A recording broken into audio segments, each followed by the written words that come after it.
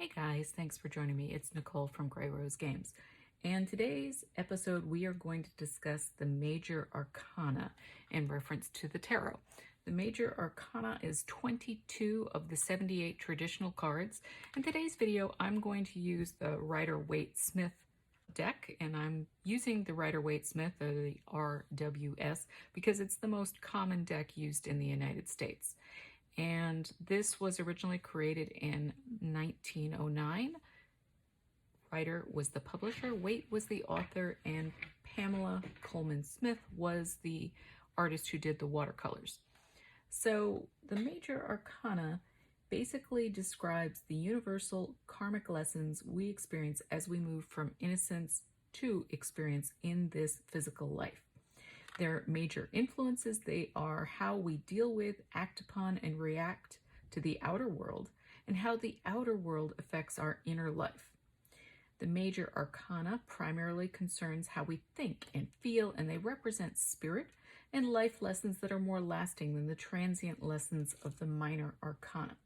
And these cards are numbered. They're numbered from 0 to 21.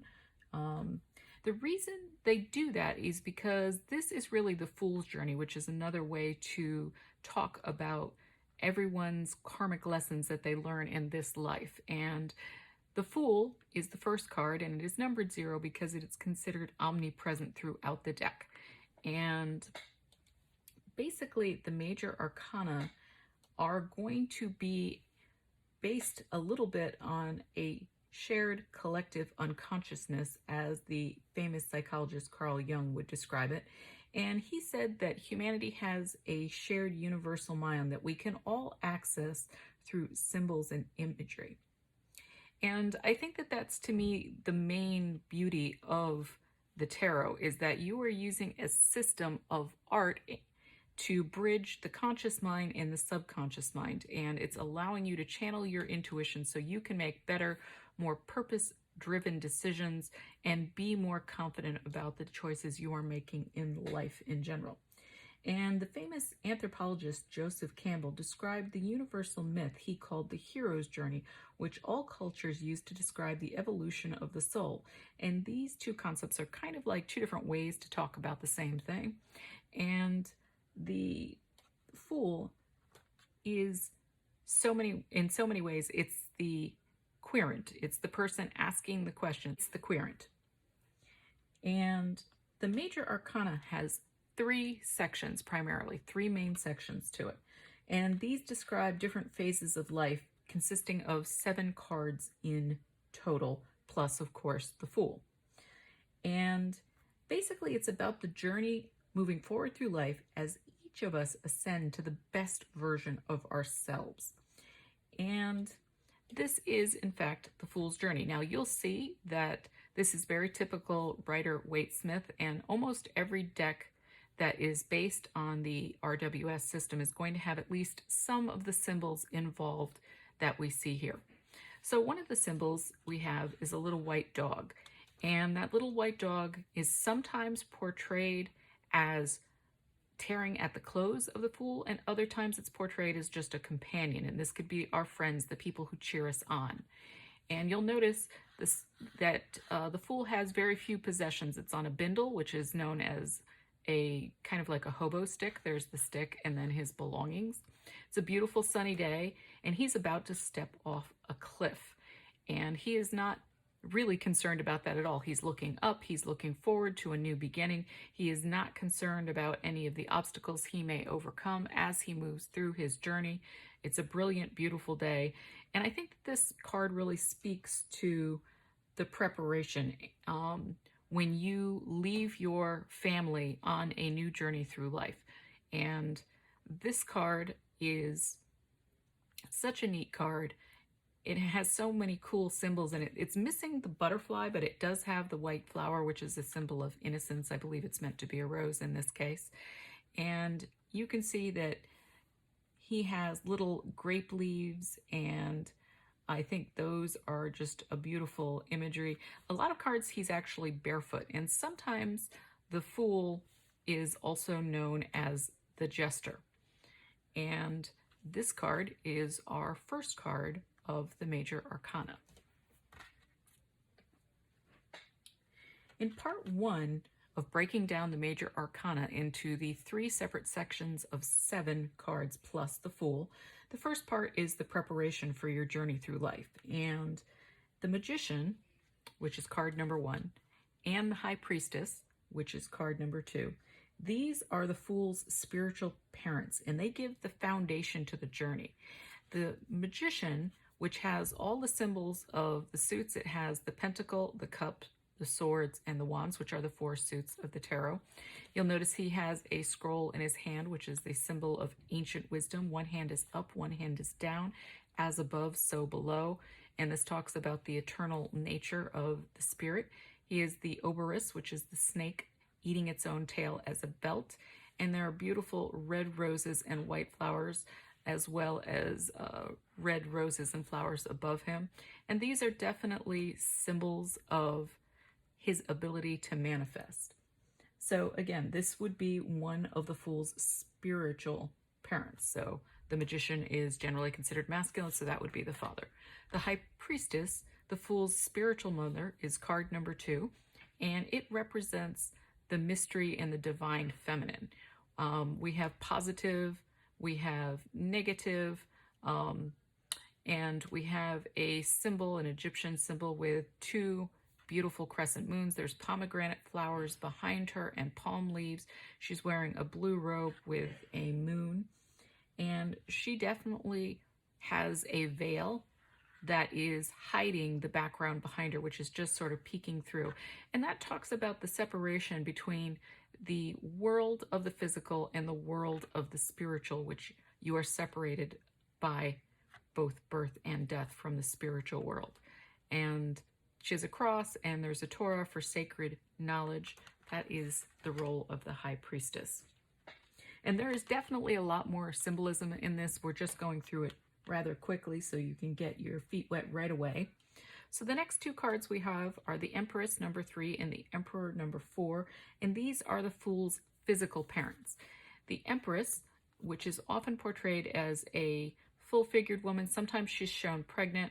She is wearing a beautiful robe, lounging. She's got the symbol of the planet Venus on this heart-shaped shield. She has 12 stars, which represent the 12 months of the year. She has a scepter with a globe representing her dominion over the world. She is sitting in a field of wheat or possibly corn, but I interpret it to be wheat. And I think that both the wheat and the water behind her with the forest represent the sacred bounty of life, because this is essentially a fertility card. She represents all good things, fertility, abundance, prosperity. She is a wonderful card, one of my favorites. And then we have the physical father of the Fool, card number 4, the Emperor, and he is all the things that a good father is. He is flanked by 2 rams at the bottom and 2 rams at the top for his connection to Aries. He has a scepter, and I think this scepter is basically a modified Ankh. And he has, again, a little tiny infinity symbol on his crown. You can see that he has another ram on the top of his robe. He's holding a globe, and there's water and mountains. And the Emperor is basically going to be someone who is stable, who has all the benefit of a good masculine man. He has the symbols of stability, strength, authority. He is a wise leader. He is someone who has experience. You'll notice he has a white beard. He's older, and he understands the nature of the world, which is why, even though he's dressed in fine robes, he also has armor underneath that, because this is someone who understands both the good and the bad in the world. So that is the Emperor. Next, we have card 5, the Hierophant, and this is a religious leader, and he has 2 worshipers at the bottom. The keys to heaven are at his feet. He has 2 tiny crosses on his slippers, 3 crosses on the front. He has the triple cross in his scepter, and this particular card gives the formal education, the foundation, the basis of understanding society as the tradition goes to the Fool. And so giving the Fool his, her, or their education is a huge role in life, and that is an important foundation. And you'll notice that one of the worshipers has roses, one has flowers. The roses can be considered passion. The flowers that are white, which are lilies, can be considered innocence. And there's many things that are excellent about having a foundation. These two columns could be represented as the faith which supports a society and its goals in terms of moving society forward and the family forward in general. Sometimes it can represent formal religious ceremonies like marriage, like baptism, those types of things. But it's also just about the divine, sacred knowledge, the wisdom that is required by the Fool in order to move forward. Next, we have card 6, the Lovers. We have Eve, we have Adam. You will notice that Eve has the serpent with the apple tree. Adam has a tree on fire. There is an angel above them. The sun is beating down upon them. And the Lovers provide the motivation to the Fool by embodying a passion that the Fool cannot live without. And this is huge because this is actually what causes the Fool to leave home, is this passion that he just can't stop thinking about. And the Lovers often represent union in the sense of marriage, but it can be other types of union as well. So it can be union of a business sense or of a friendship, but it is the coming together of two, and that passion creates synergy, and that synergy carries the knowledge of the Fool forth into the world. And then finally, in part 1, the preparation or the separation, the very first part of the Fool's journey, we have the Chariot, and the Chariot moves the Fool forward with a plan of action. There are 2 Sphinx at the bottom, again, one positive, one negative, one male, one female, and they have no chains, you notice, because they are actually controlled by the will of the charioteer. There's castles in the background. You'll notice there's water, and there's a wheel with an axis. There is an Egyptian sun with wings. There's lots of little stars, and there's also moons on each side of his armor. This card talks about having a plan of action and moving forward because of that action and accepting defeat at no turn of your journey. You will not be defeated, and that's the Chariot. And this is the final card in part 1, the preparation or the separation in the Major Arcana. The next part of the Major Arcana is going to be your initiation. And we are going to start with card number 8, one of my favorite cards, the Strength card. You'll notice a maiden is what appears to be either holding shut the mouth of a lion, which is licking her, or perhaps prying open. It's hard to say. But this card speaks to having control over your fears. And this is the first part about leaving home. You must control your fear enough to leave your area of comfort and move forward into an area of the unknown. And Strength provides that ability to you. And there's all sorts of beautiful flowers in her belt and in her hair, and the symbol of the eternal. And it is such a beautiful, lush picture of the maiden and the lion. I really like this card because so much of my own personal tarot journey has been affected by the card of Strength, overcoming fears, moving past doubts, and just really embracing the journey. The next part we have, card number 9, is the Hermit.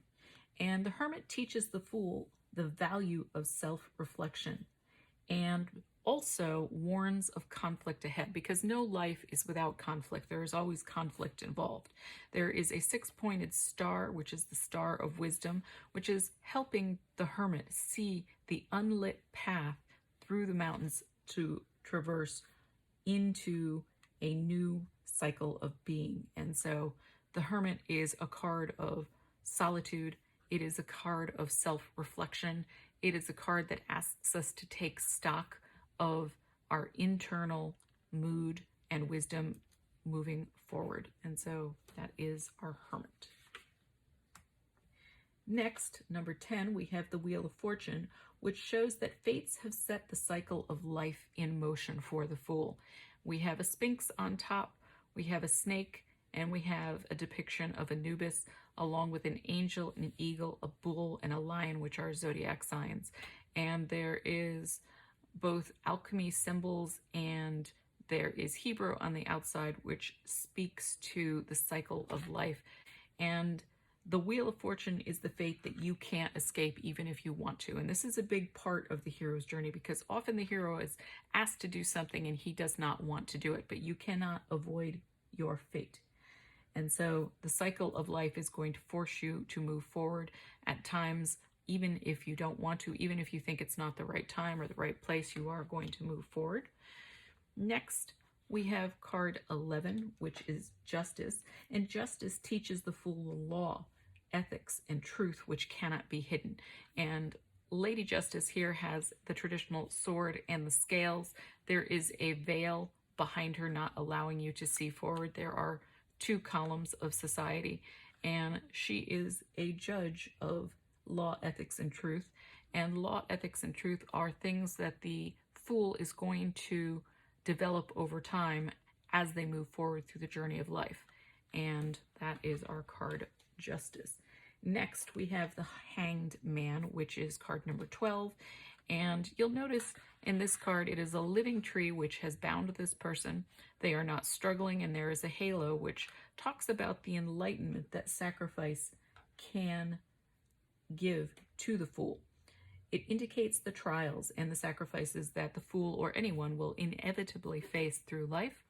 And the Hanged Man asks you to take a pause, not always a pause that you want to take, but to reflect upon what is happening to you so that you can reach a greater level of initiation and a greater level of internal wisdom. Card 13 is Death. You will notice Death is dressed in armor, carrying the white flag with a white rose, white horse, and you will notice that death is affecting everyone equally here. We have a king whose crown has come off. We have an everyday child and mother. We have a pope pleading. There are towers in the background in a beautiful river as this card is leading forward. And this is probably the single most feared card in the entire Major Arcana, and indeed the entire tarot. But there's so much about death which is good things, and it talks about the cycle that cannot be avoided. Certain things are going to end, which makes room for new things. So death is a part of life. You can't get away from it. It doesn't matter your status. You will eventually move through that cycle. And it offers transformation from inexperience to experience, which is part of the Fool's journey. And I enjoy this card because even though sometimes the death of a situation may not be wanted, it always makes room for something positive coming after it. And finally, in part 2 of the Major Arcana, which is the initiation, sometimes called the descent, we have Temperance. And Temperance is 14, and it's a maiden.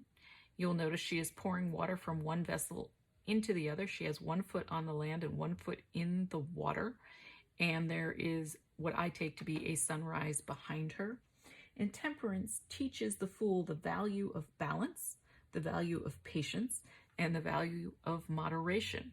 So taking things in moderation is important in life, but a lot of people don't learn that moderation is of value until after they have overindulged, and Temperance reminds us of that.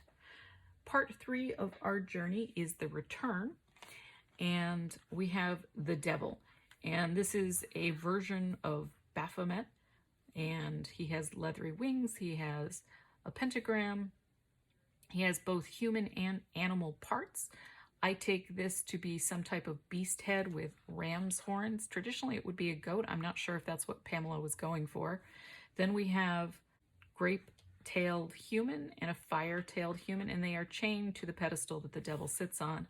And this reminds us that temptation can't be given into in your journey. If you give in to the temptation of life, you will actually do things that sound good but actually aren't good for you, because the seduction of the modern world, the material world, is to turn away from the righteous path. And that's why one has grapes and one has fire, to remind us that the material world is an illusion. The spiritual world is what is real. And you'll notice that the chains on each of the two figures are very loose. They could cast off their bondage. They choose not to. And it's a willful choice. They are just willfully being slaves to their desires. Next, we have the Tower. And the Tower is card 16. And you'll see there is lightning hitting the cupola, which is causing a fire, and people are falling out to their death. And there's a dark sky with little divine fireballs around it. And the Tower is swift and unexpected chaotic change, which leads ultimately to the final stage of the Fool's journey. The Tower is a very important card, but a lot of people don't like it because it's always swift, chaotic, unwanted, unexpected change. But that change gives us the opportunity for new learning and new evolution, so the Tower is important.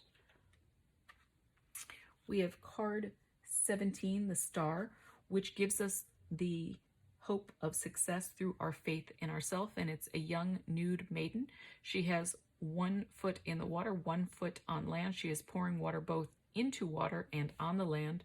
There's 5 little riverlets coming out of this water, which represent the 5 senses. We've got a little water bird in back, and of course the stars that represent the 7 chakras are the ones in white, and of course the main star of faith.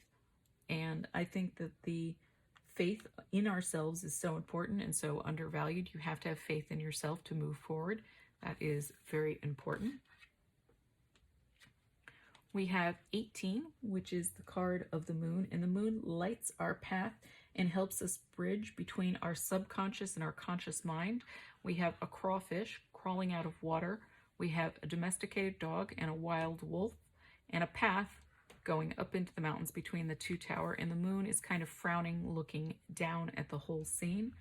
And the Moon helps us balance between our domesticated and our wild side, our duty and our desire, our responsibility and our bliss. And the crayfish is definitely a symbol of evolution, from going from a water animal to a land animal, emerging from the depths of the spirit world into the material world. We have the Sun, which is the moment that the Fool rides out towards his or her or their final battle. And we have this embodied as a young child looking carefree on a white horse and carrying a huge red flag with sunflowers blooming behind them and a anthropomorphized sun. And this card is a card of success. It's a card of happiness. It's a card that speaks to the inner child in all of us, and learning new things and evolving and carrying that knowledge that the Moon has given us forward into our trials and tribulations so that we can be successful, because we have spoken both to our duty and to our desire. And the Sun allows happiness and success. Next, we have card 20, which is Judgment. We have nude figures being called home to heaven by an angel. There's the trumpet of God, and they're nude because you cannot hide before God. God sees everything, and that judgment is the final reckoning. It's the moment of truth. It's that which cannot be hidden. You can't make excuses. You can't lie. You can't hide it. That it is what it is, and God is going to see that and judge you, and you are going to judge yourself in the course of your life. And this is the final absolute movement. And then we have 21, the World, and it is a woman in a purple drape. She has the holy sacred texts in scrolls beside her. We have an angel, an eagle, a bull, and a lion. Again, those are zodiac signs. And this represents completion. Order is restored. The Fool's journey is complete. And the worldly knowledge that has been gathered through all the different karmic cycles, the preparation, the initiation or descent, and the return has transformed the Fool from someone of pure innocence to someone of worldliness. And so that completes the 3 cycles of the Major Arcana. So anytime you see a Major Arcana card, you know that this represents something that is a more lasting phase in life. This is a phase that is going to be with you for a while. It's there to teach you a lesson, a meaningful, larger lesson.